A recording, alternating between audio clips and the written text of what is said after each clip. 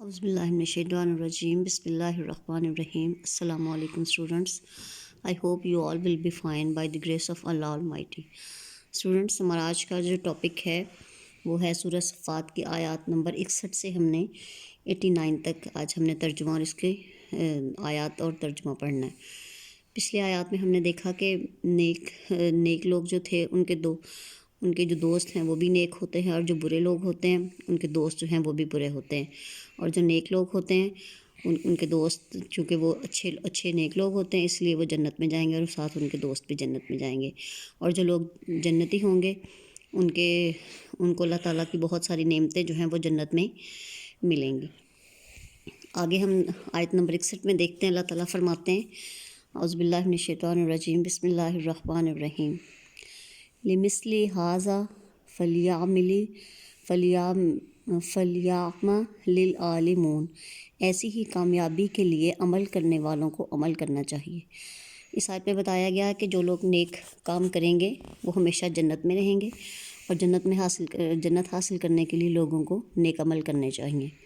اذالک خیر نزلا، کیا مہمانی کے طور پر یہ بہتر ہے؟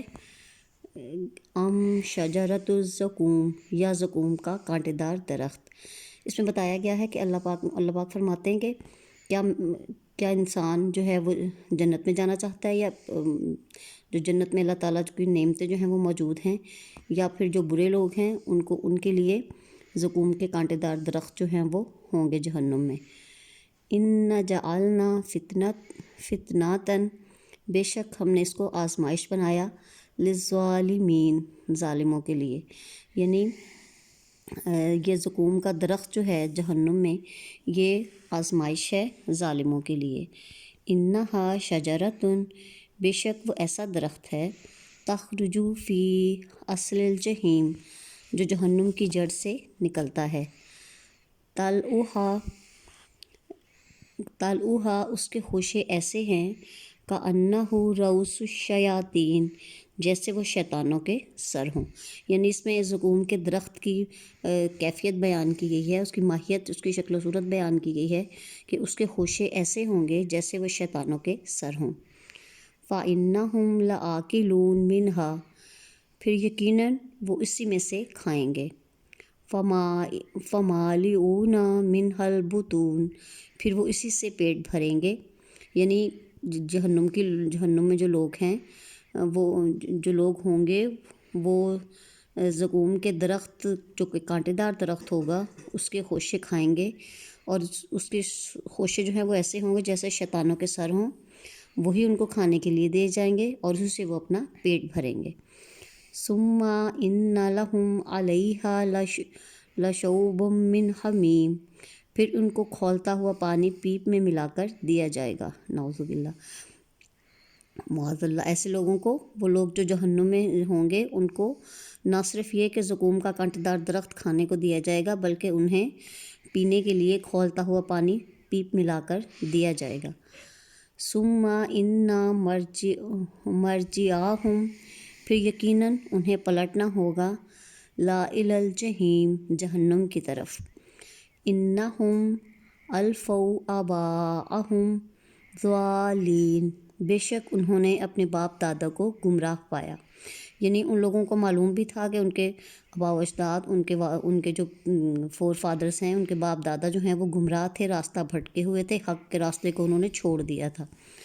فہم علی آثارہم یہرعون، تو وہ ان کے پیچھے دوڑتے چلے گئے. یعنی ان کو باوجود یہ جاننے کے ان کے باپ دادا گمراہ تھے، وہ ان کے پیچھے چلتے رہے. یعنی جو تعلیمات ان کے باپ دادا نے ان کو سکھائیں وہ اسی پر عمل کرتے رہے، انہوں نے حق بات کو تسلیم نہیں کیا. وَلَقَدْ ضَلَّ قَبْلَهُمْ أَكْثَرُ الْأَوَّلِينَ، اور یقیناً ان میں سے پہلے اکثر لوگ گمراہ ہو چکے تھے. وَلَقَدْ أَرْسَلْنَا فِيهِمْ مُنذِرِينَ، اور یقیناً ہم نے ان میں سے خبردار کرنے والے بھیجے تھے. آپ کو پتہ ہے جو ہم نے پیچھے جتنے بھی ہم نے قصے پڑھے اس میں ہم نے دیکھا کہ جب ایک قوم میں برائی حد سے زیادہ بڑھ جاتی تھی تو اللہ تعالیٰ ان کی اصلاح کے لیے ان میں ایک پیغمبر کو ضرور بھیجا کرتے تھے. تو یہی بات جو ہے وہ یہاں پہ مینشن کی گئی ہے. فانظر پس آپ دیکھ لیجئے، کیفا کانا عاقبۃ المنذرین، کیسا انجام ہوا عذاب سے خبردار کیے گئے لوگوں کا، یعنی وہ ان لوگوں کا انجام کیسا ہوا جن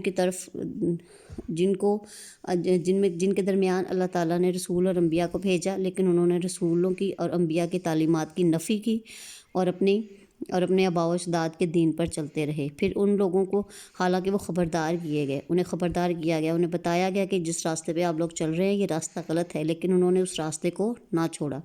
پھر ان لوگوں کے لیے اللہ تعالیٰ نے دردناک عذاب جو ہے وہ بھیجا۔ الا عباد اللہ المخلصین، مگر جو اللہ کے چنے ہوئے بندے ہیں وہی محفوظ رہے۔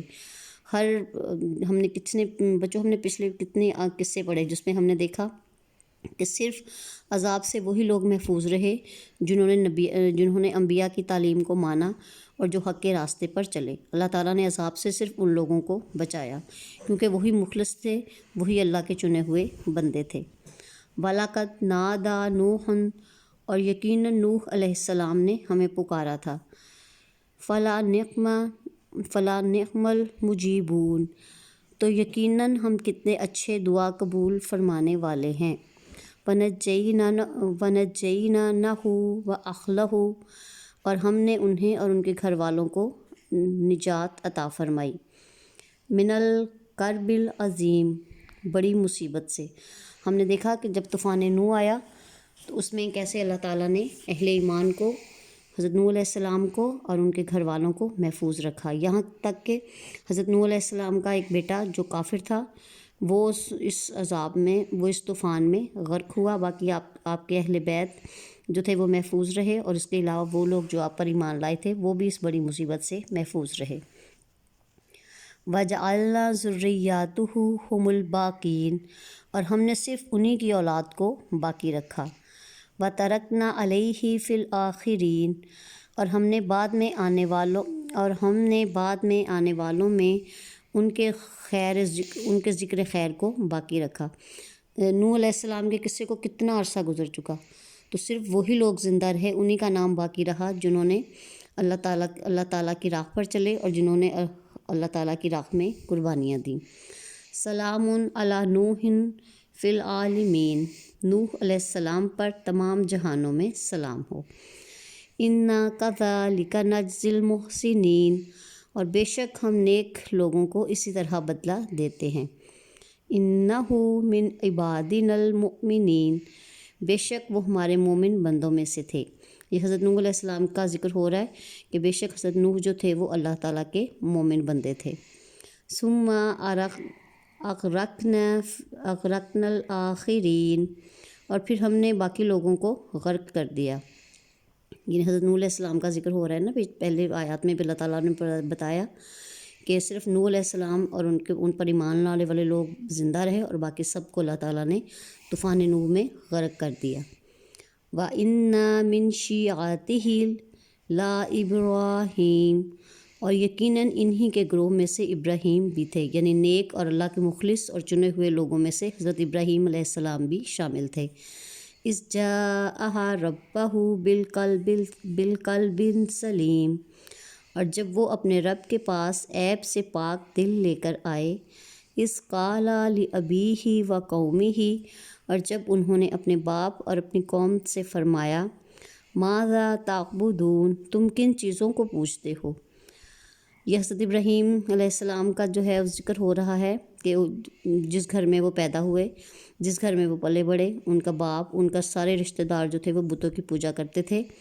انہوں نے اپنے باپ اور اپنی قوم سے مخاطب ہو کر فرمایا کہ تم کس کی پوجا کرتے ہو، یعنی کس کی عبادت کرتے ہو۔ افکن آلہات دون اللہ تریدون، کیا تم اللہ کو چھوڑ کر گھڑے ہوئے معبودوں کو پوجتے ہو، یعنی انہوں نے بتوں کی طرف اشارہ کر کے فرمایا کہ تم اپنے ہی ہاتھوں سے بت بناتے ہو اور پھر انہی کی عبادت کرتے ہو۔ فما ظنکم برب العالمین، پس تمام جہانوں کے رب کے بارے میں تمہارا کیا خیال ہے، یعنی انہوں نے اس زمانے میں لوگوں کو اللہ تعالیٰ کے ان کو ابھی نبوت نہیں ملی تھی، لیکن ایک نبی جو ہوتا ہے وہ شروع سے ہی عام لوگوں سے مختلف ہوتا ہے۔